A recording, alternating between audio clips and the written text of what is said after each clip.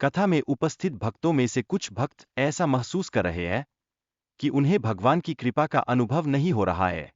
वे कथा का समय बिता रहे हैं, लेकिन वे सच्चे भक्त नहीं कहलाते।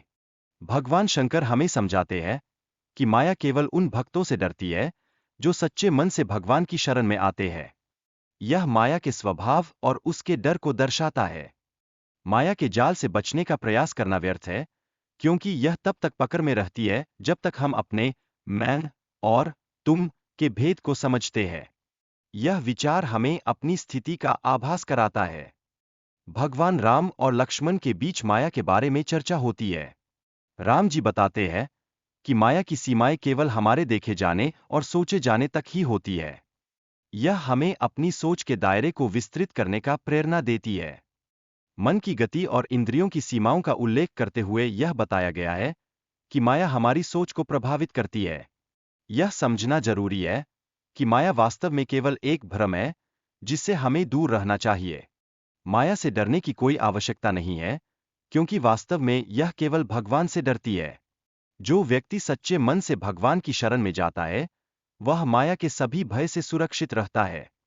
भगवान की शरणागति प्राप्त करने के लिए मन, वचन और कर्म में सच्चाई आवश्यक है। यह शंकर जी के उपदेशों का एक महत्वपूर्ण हिस्सा है, जो हमें सही मार्ग पर ले जाता है। भगवान हमारी वास्तविकता को समझते हैं, इसलिए हमें केवल दिखावे के बजाय सच्चे मन से भक्ति करनी चाहिए। यह सच्चाई हमें भगवान के करीब लाती है। चतुराई को छोड़ने का मतलब है कि हमें बिना किसी दिखावे के अपने वास्तविक स्वरूप के साथ भगवान के सामने जाना चाहिए। यह हमारे संबंध को प्रगाढ़ बनाता है। भगवान के प्रति भक्ति का महत्व है जो भक्त को संकट से उबार सकता है। भक्तों का भगवान में दृढ़ विश्वास उन्हें कठिनाइयों में से बाहर निकालता है। धार्मिक रचनाएं और भजन भगवान की महिमा का गुणगान करते हैं। संगीत और भक्ति से भक्तों को अद्भुत आध्यात्मिक शक्ति मिलती है, जो उन्हें आगे बढ़ने की प्रेरणा देती है। भगवान की शरण में जाने का अर्थ है अपने सभी पापों को छोड़कर उनके आश्रय लेना। यह विश्वास और श्रद्धा का प्रतीक है, जो भक्तों को गहन सुकून प्रदान करता है। गलतियों के बावजूद ईश्वर हमें माफ करने के लिए तैयार है। यह हमें यह समझने में मदद करता है कि हम इंसान हैं और गलतियां करना स्वाभाविक है। हमेशा ईश्वर की शरण में रहना चाहिए, क्योंकि यह हमें जीवन में सही दिशा प्रदान करता है। यह विचार हमें साहस और आशा से भर देता है।